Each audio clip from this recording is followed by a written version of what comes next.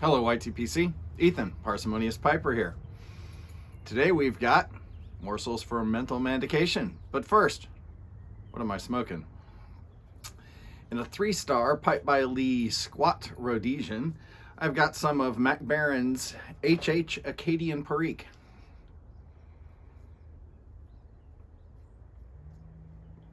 Now that name might make you think that this is really Perique heavy, but it's not. The Perique's there, but in addition to the Virginias, there are also pretty appreciable doses of dark-fired Kentucky and some Cavendish. It's not really a monochromatic blend. As vapors go, it's a pretty decent one. Give it a try. Now, as many of you heard a couple of weeks ago, the heirs to Dr. Seuss, the children's author, chose to pull 6 of his books out of publication, including his very first book, To Think That I Saw It on Mulberry Street. Why? Because some of the depictions were not racially or culturally sensitive. Yeah. Now, I went back. We happened to have a copy of Mulberry Street. Went back and took a look.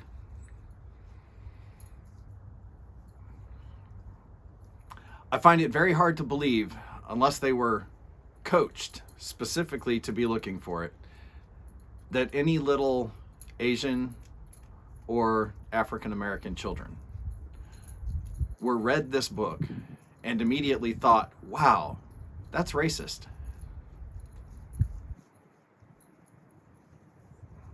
Because for the last, I guess it's 70, 80 years, no one has really had that big an issue with Dr. Seuss. No one of any race. Now, none of this should surprise you, but Seuss, in addition to, now, this is not censorship. This is his own public, his own owners now, his heirs, choosing to do this. It's not a publishing house or Amazon saying, no, we're not going to carry his books anymore. And it's only 6 of his books out of hundreds that he wrote.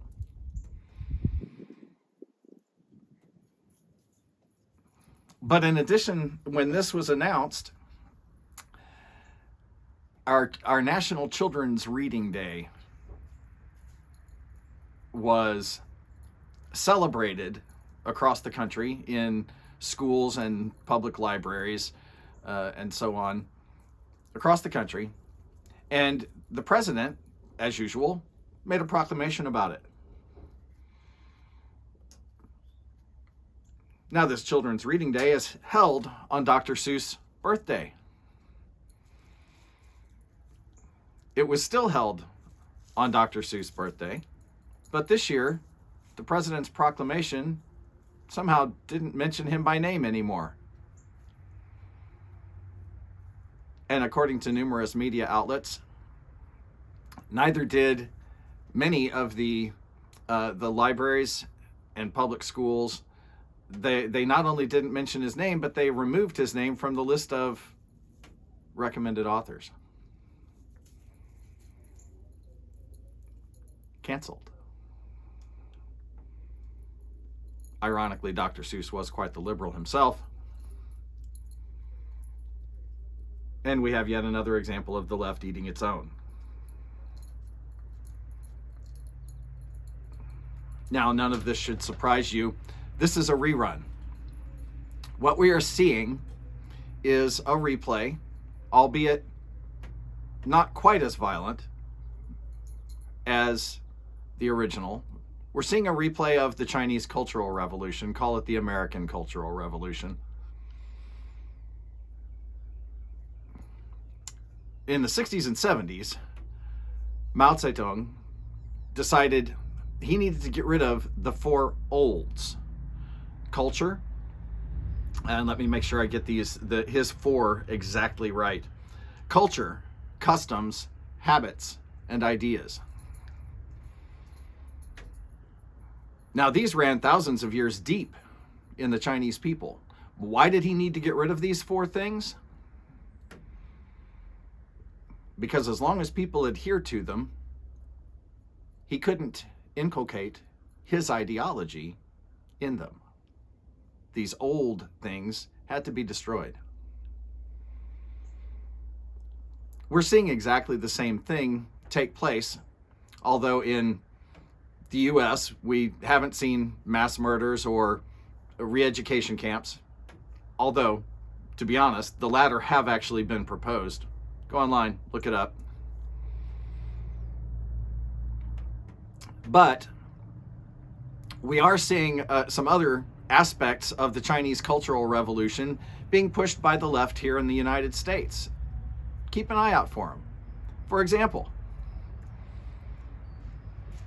in addition to erasing things that are our cultural commonalities and touchstones and for generations, things as innocuous and simple as Dr. Seuss books, we see public figures, whether they are celebrities or business people or just employees, shamed for daring to not go along with the prevailing narrative of Black Lives Matter, of white fragility, of any of these aspects of critical race theory and cancel culture. If you disagree with those, you will be publicly shamed. If you support the wrong politician or have some of those old-fashioned ideas, you will be publicly shamed. You will be forced into re-education. Companies are already starting to do this with their corporate training. And you will be required to publicly apologize. No matter how sincere that apology is, you'll be forced to do it. Those things, the public shaming, the forced apologies, the recanting of one's sincerely held beliefs, straight out of Mao's playbook. If you don't believe me, look up the history of the Chinese Cultural Revolution. So, like I said, minus the violence, so far we haven't had conservatives tortured for not adhering to the left's beliefs. But we have had them deplatformed. We've had them lose their jobs. We've had them publicly shamed. For what? For disagreeing. Many of these things that are disagreed over are things that we should be able to legitimately disagree and discuss. But I remind you, the left is not interested in discussion. Just as in China, the left is interested in raw power. Debate and discussion are off the table.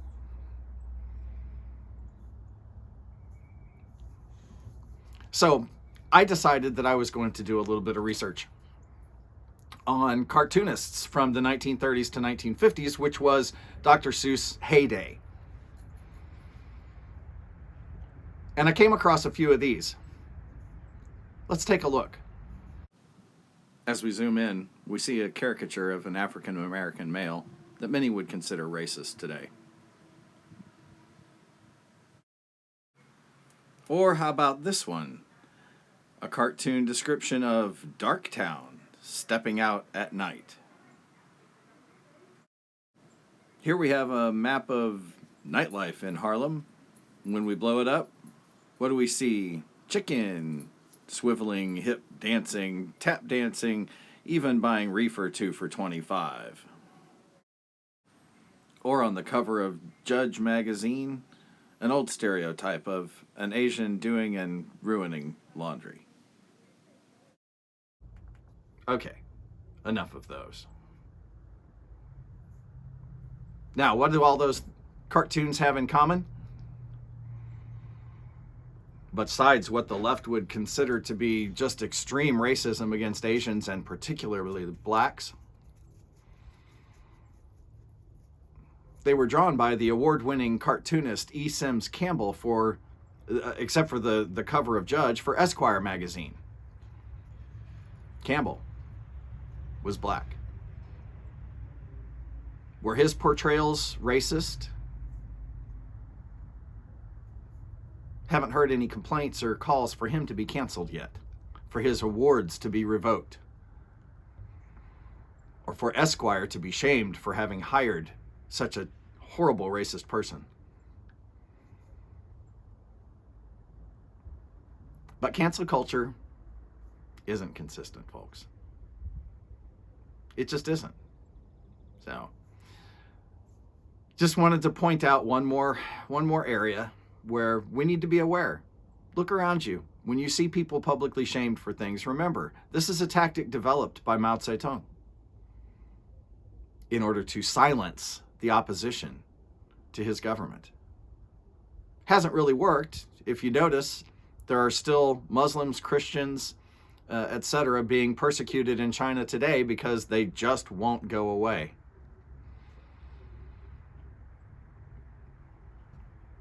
I hope we have the same temerity. With that, light something you like. If you like vapors, you might like this HH Acadian Perique. It's got a little more depth to it, a little more complexity than just a straight Virginia Perique. And enjoy your afternoon.